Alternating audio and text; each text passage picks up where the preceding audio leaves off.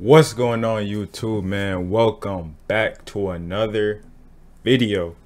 Now, before we jump into today's video, man, you should have know what you should have been did. Like, comment, and subscribe. We trying to save the world. We trying to save as many people as we can. So make sure you hit that post notification bell so you don't get that post nut clarity, my guys. Now listen, man, today we got the book of Job. I've been hearing a lot of astonishing things about Job, you know, so when I seen this on my recommended, I was like, why not bring it to the channel? You know what I'm saying? So here we go, man. The book of Job is just, I think this is the Bible Project. It's gonna break down the book of Job, so let's just get into it, man. No more talking.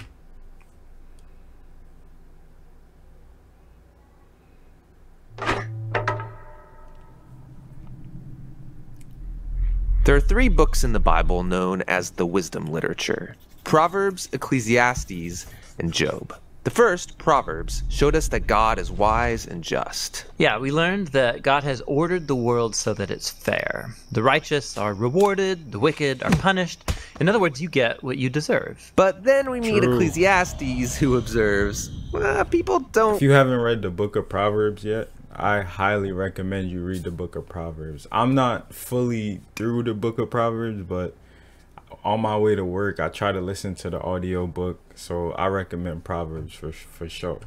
always get what they deserve. Yeah, he said the world isn't always fair, that life is unpredictable and hard to comprehend, just like smoke. And this makes you wonder, okay, well, is God wise and just? Exactly. And so it's that question that is being explored in the final book of wisdom, Job.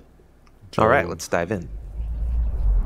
So Job begins with a strange story that takes place up in the heavens, which are described something like a heavenly command center. So God is there with these angelic creatures called the sons of God, and they're all there reporting for duty. And God points out this guy Job, his servant, showing how righteous and good he is. And then one of these angelic creatures approaches. He's referred to in Hebrew as the Satan. The Satan. Who is this? Well, this word is actually a title, which literally means the one who is opposed. So out of this whole crew, he is the one questioning how God is running the world. And he proposes that Job might not actually love God, that he's only a good person because God rewards him. If God were to take away all of the good things he gave to Job... This is the ultimate test right here. I heard about this part. Man, this is deep. Then we would see his true colors. So he thinks Job is just working the system? That's exactly right. Maybe he's obeying just... So if y'all look at Job, right? Job is happy with his wife and his kids. He has, you know, his horse. He has his ram, I think that is. He has his crops. Y'all excuse me, I'm trying to figure out. But y'all see, Job is a very, you know, he has a lot of riches, I guess, or a lot of resources, for a lack of a better word. So y'all see how this is tying into what Satan just presented to the Most High.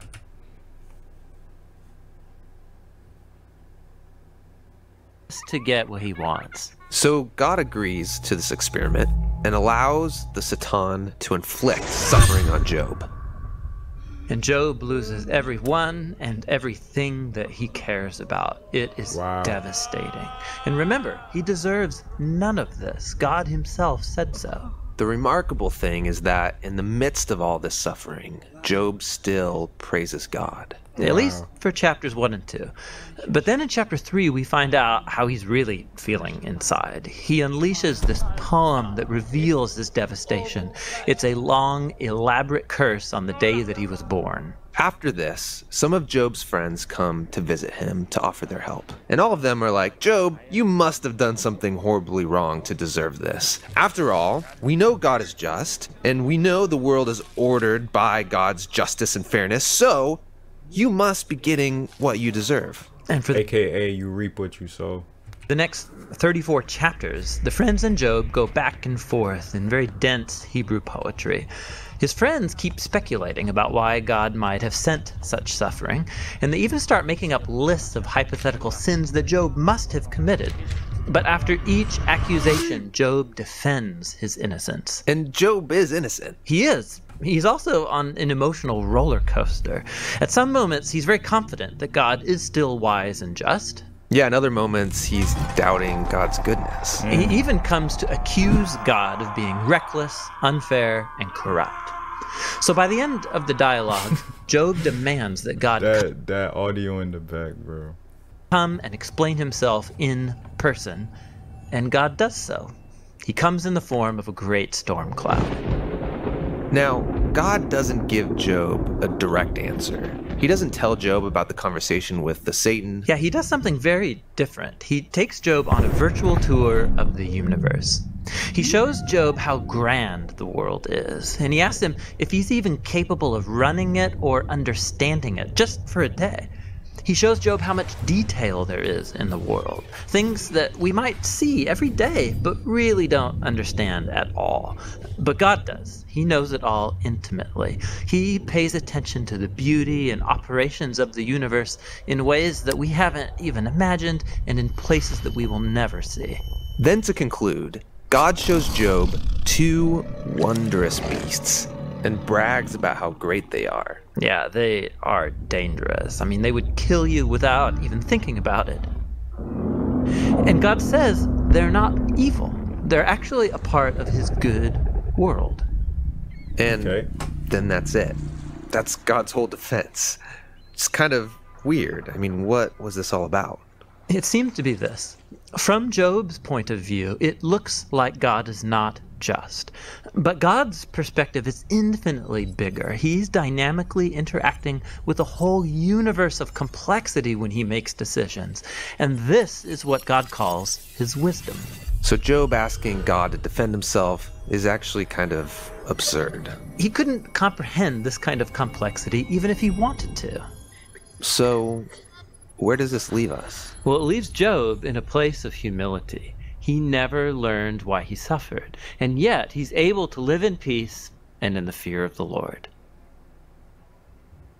But that's not where the book ends, because after this, God restores to Job double everything he had lost. And this, again, is surprising.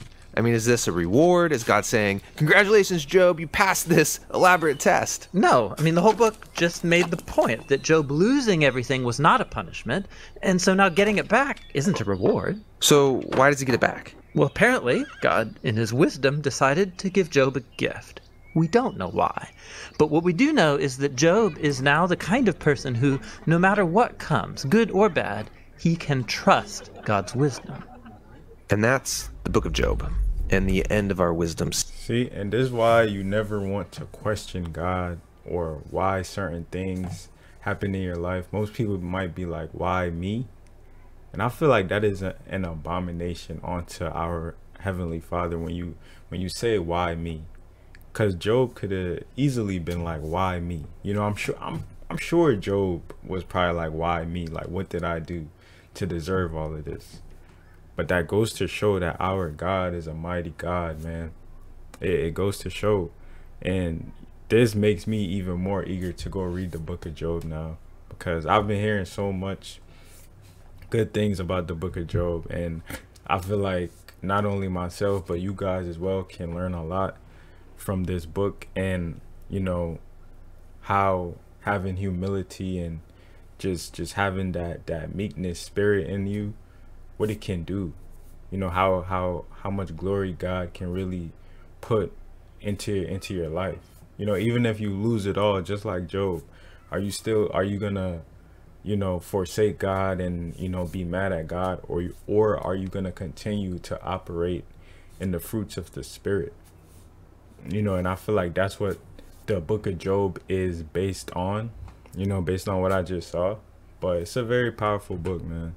These biblical books of wisdom are amazing. Each one offers a unique perspective on the good life, and you need to hear all of them together as you learn to live with wisdom and in the fear of the Lord. Hey, you guys, thank you for watching. That was deep, man. Let me know what you guys think about the book of Job. You know, let me know if you learned anything down below. Let me know if this guy or this channel missed out on anything, because I'm pretty sure the book of Job, it gets way deeper than what he showed. So let me know what you guys think, man. If you learned something or took anything valuable from today's video, drop a like, comment down below your thoughts and opinions. Share this video with a friend because they will need it, man. Now look, subscribe if you're not already subscribed. I'll catch you in the next one, and I'm out.